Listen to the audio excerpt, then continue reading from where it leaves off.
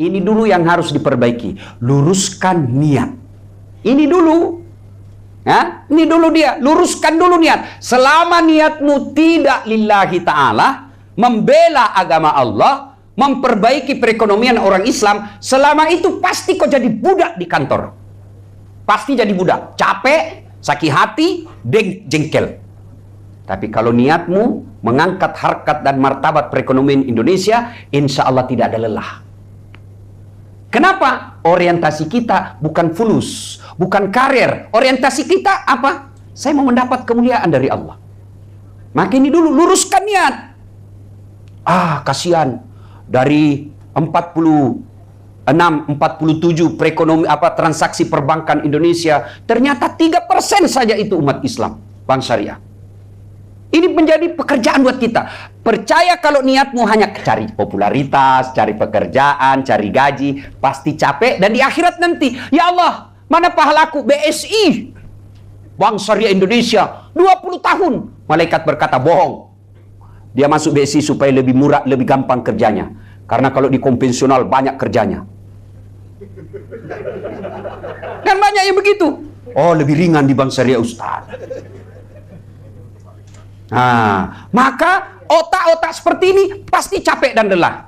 Saya kasih teori, kisah paling gampang. Ada orang ulama memiliki 2 orang santri. Diajarilah santrinya. Semua ilmu ulama ditransfer.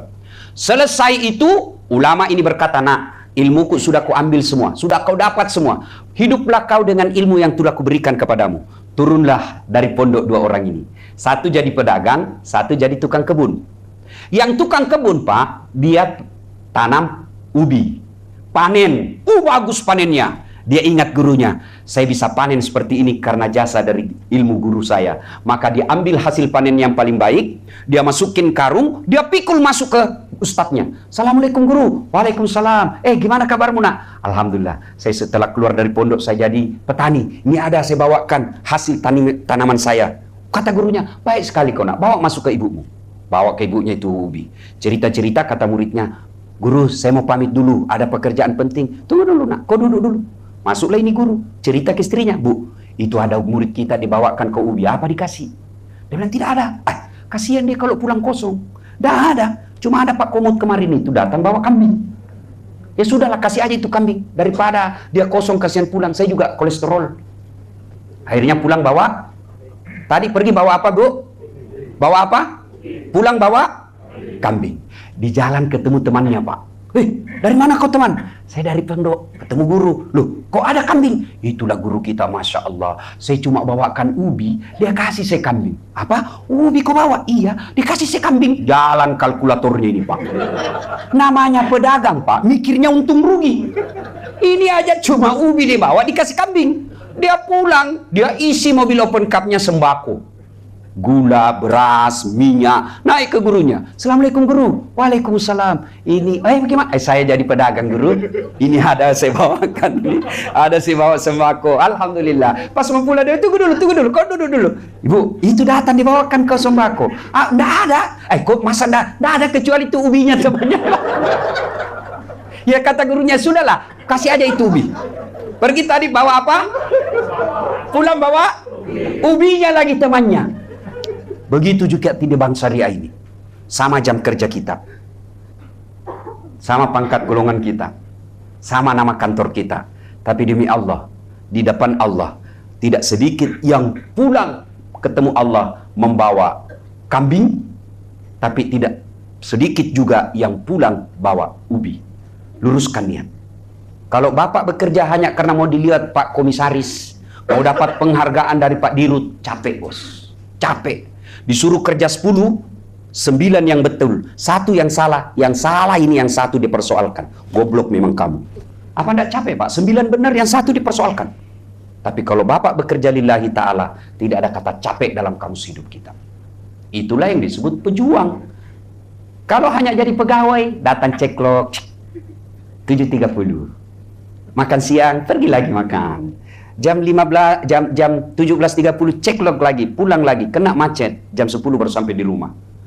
Kalau hanya dapat gaji, Pak, hanya Bapak kejar gaji, Bapak kejar pangkat jabatan, di akhirat nanti semua itu akan jadi sia-sia, tidak menjadi amal. Tapi kalau Bapak niatkan lillahi ta'ala, maka insya Allah capeknya, jeripayanya akan jadi amal di sisi Allah Subhanahu wa ta'ala. Gimana caranya Ustaz? Ada prakteknya, ada tata caranya, ada SOP-nya. Gimana caranya? Satu, usahakan keluar rumah sudah ada wudhu. Itu Nabi tidak pernah dalam kehidupan beliau tidak ada wudhunya. Keluar rumah pasti sudah ada wudhu. Ini dulu. Yang kedua, jangan pernah keluar rumah kecuali kita menunjukkan berpakaian Islami.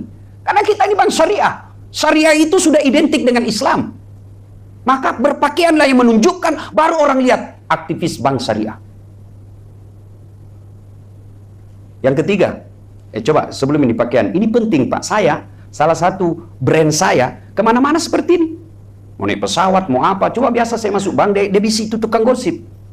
Tellernya, dia kira masjid. Karena dilihat saya pakai sarung.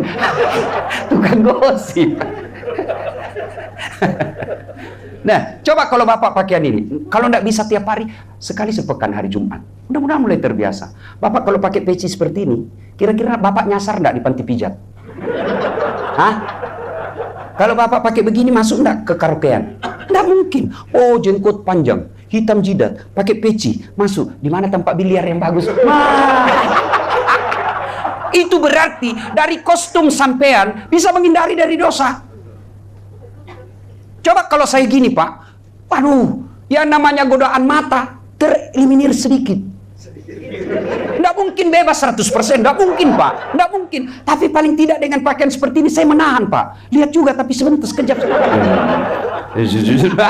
Terpelihat, masa ada ustadz pakai gini melotot. Wah, jadi dari pakaian itu sesungguhnya bisa melindungi kita dari pola maksiat.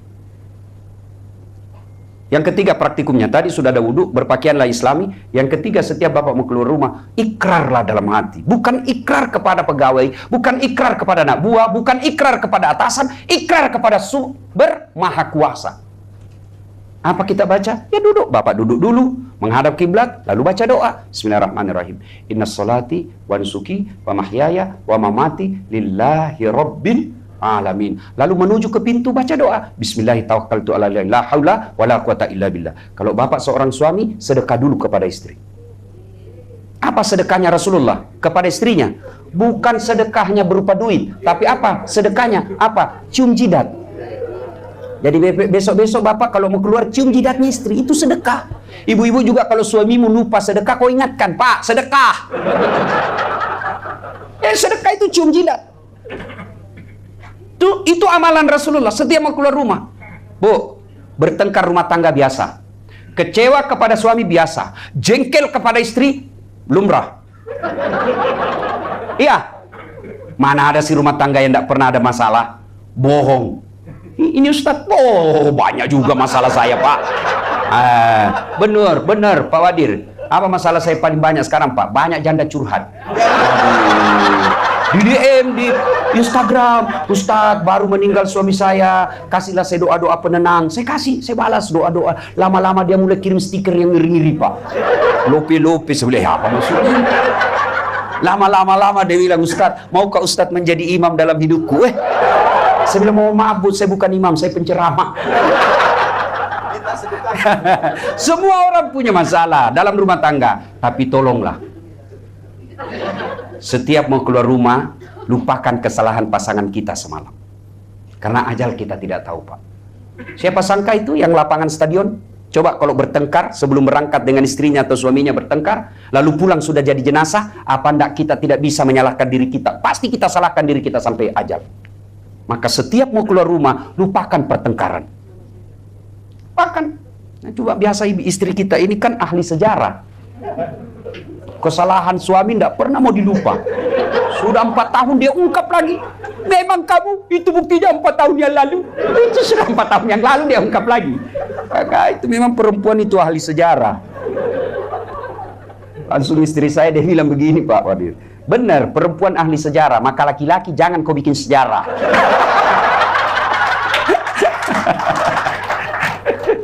Ya, 2, Ibu Bapak, luruskan niat. Bapak Ibu, tuan-tuan adalah aktivis Bank Syariah Indonesia. Tentu karakter dan gaya hidup harus beda.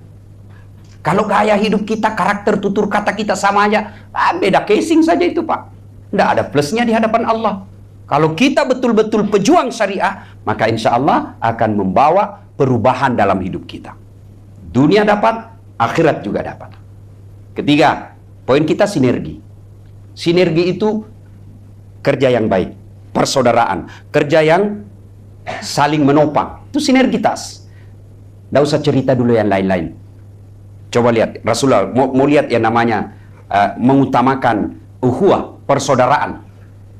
Karena tidak mungkin ada sinergi kalau tidak ada persaudaraan. Tidak mungkin. Ya, coba lihat. Sinergi ini tidak mungkin ada tanpa persaudaraan. Tidak mungkin ada tanpa ukhuwah, persatuan. Nah, untuk sinergi ini dulu deh yang Bapak lepas di Bank Syariah Indonesia. Merasa saya dari Mandiri. Saya dari BRI. Saya dari BNI. Saya lebih besar. Ini yang banyak penyakitnya di Bank Syariah Indonesia. Selama masih ada sekak-sekak seperti ini, tidak mungkin kita bisa bersinergi dengan baik, Pak. Dan kalian yang di Bank Syariah Indonesia takabur kalau tidak menunjukkan kerja yang baik. Kurang apa BSI? Besar Pak. Baru, kalau saya tidak salah belum 2 tahun kan kita sudah COVID baru diresmikan ini kan. Sudah masuk masa COVID. Belum 3 tahun Pak. Tapi sudah punya gedung mewah seperti ini. Coba kasihan yang dari nol dia merintis. Bapak belur. Bapak Alhamdulillah sudah mapan. 3 bank besar. Maka kalian keliru kalau tidak punya kinerja yang baik. Tidak perlu lagi Bapak cari kantor, cari ini. Sudah sampai langsung Pak. Nah ini dulu yang diperangi bareng-bareng. Jangan ada merasa, oh itu dari Bank Mandiri. Oh itu dari BRI. Oh itu dari BNI. Maka selama ada seperti itu, maka tidak mungkin kita bisa bersinergi dengan baik. Persaudaraan. Dan biasanya yang merusak persaudaraan kita di kantor, satu, sombong. Apa yang mau sombongkan Bapak dengan kantor ini? Apa yang Bapak mau sombongkan? Padahal semua itu sementara. Komisaris sementara, direktur sementara, kaya sementara, penderitaan sementara, semua hanya sementara, mutasi sementara. Yang abadi apa yang kita lakukan? Nah, Ibu Bapak, saudara-saudara sekalian, mari meneladani Nabi. Hilangkan kesombongan. Tidak mungkin kantor ini baik kalau di dalamnya banyak manusia sombong. Mentang-mentang kita direktur utama. Oh, jangan sombong Pak. Apa? Ada batasnya. Apa batasnya? Baiklah kalau Menteri BUMN masih senang sama kita. Oke. Tapi ada batasnya. Apa? Pensiun. Ada yang bisa lawan pensiun? Tidak ada Pak. Apalagi merasa cerdas. Aduh, jangan sombong karena ilmu. Wa ma utitu minal ilm illa qalila, kata Allah. Saya tidak kasih kamu ilmu kecuali sangat sedikit. Apa yang kamu sombongkan dengan ilmu? Maka kalau ada penceramah merasa sombong, ciri-cirinya hanya mau menang sendiri, semua orang salah, seolah-olah dia hanya panitia hari kiamat, dia pemilik hak paten masuk surga neraka. Ada juga begitu Pak. Saya jadi ustadz seperti ini, jangan sombong. Saya bisa seperti ini Pak bukan karena hebat, karena ada penontonku. Saya ceramah di sini Pak 2 jam menggebu-gebu, nggak ada yang nonton. Lewat Pak Wadir, sudah lama gila itu Ustaz. Iya toh, apa yang kita mau sombongkan? Maka orang makin tinggi jabatannya, makin populer, makin cerdas, makin cakep, tapi tawadu. Itulah sifat Rasulullah Muhammad Sallallahu Alaihi Wasallam. Tidak ada rasa sombong. Nah, tidak mungkin ada sinergi kalau kita meremehkan orang lain. Apa sih itu sombong, Ustaz? Apakah sombong itu memakai barang mewah? Enggak, Pak. Kalau Bapak punya rezeki, pakai itu. Namanya perhiasan. Ibu-ibu punya berlian, pakai itu, Bu. Jangan simpan di meja. Namanya perhiasan memang mau dilihat. Apa sombong? Tidak. Lalu kapan dia sombong? Apabila dia mengandung 2 karakter. 1, nganggap remeh orang lain. 2, menolak kebenaran. Itu sombong. Ngeremehkan orang lain, nolak kebenaran. Itulah sombong. Mentang-mentang kita S3 bidang ekonomi syariah. Ada tiba-tiba kasihan yang cuma tamatan D3. Dia beritahu, apa kau tahu kau? Saya ini doktor. Sombong. Ilmu itu saling mencukupi. Saya hebat di bidang dakwah. Tapi mati akal saya kalau berhadapan dengan IT. Ada orang hebat bidang IT, mati akal dia berbicara dengan hadis. Maka untuk sinergi itu, jangan ada kata sombong di kantor ini. Bapak hebat di bidang manajemen, tapi Bapak kalah di bidang hitung-hitung uang. Hebat hitung-hitung uang, Pak, kalah di bidang manajemen. Maka sinergi saling mendukung. Jangan selama ada mau sombong, merasa hebat sendiri, tidak mungkin. Allah memberi kita ilmu, punya keterbatasan. Dan kalau cabut Allah ilmu kita, sudah, dikasih pikun aja Pak. Selesai urusan Pak. Begitu langsung Bapak pikun, error. Ada bapak-bapak banyak betul gelarnya Pak, dosen. Bertumpuk gelarnya. Suatu ketika mau pergi mengajar, dikomplain sama istrinya. Pak, biasanya kalau kau mau pergi mengajar, kau cium jidatku. Ini sudah hampir 1 minggu, tidak pernah lagi kau cium-cium saya. Kata suami, astagfirullah, berarti siapa aku cium selama ini? Ternyata pembantunya dicium. Dan juga modus, Pak. Mentang-mentang pembantunya muda dan cantik, pura-pura gila. Saya lupa. Ya, 2. Yang ketiga sekarang. Sinergi tidak mungkin tanpa ada kesombongan. Yang kedua, yang ketiga, yaitu sinergi tidak mungkin ada bila ada sakwa sangka. Sangka buruk. Tadinya bagus, kepala cabang. Tadinya kepala wilayah. Tiba-tiba ada reorganisasi. Perbaikan sistem kita. Mutasi menjadi staf ahli. Ahli yang tidak ada stafnya. Sangka baik. Jangan sangka buruk. Mentang-mentang dia dengan komisaris. Mentang-mentang dia dekat dengan. Jangan sangka baik aja. Apa yang Bapak mau capai dengan sangka buruk? Apa yang Bapak mau capai dengan sangka buruk? Sangka baik aja. Selama banyak sangka buruk, tidak mungkin sinergi bisa bagus. Sangka baik. Saya dimutasi ke daerah. Berarti saya lebih banyak waktu untuk istirahat dan baca buku.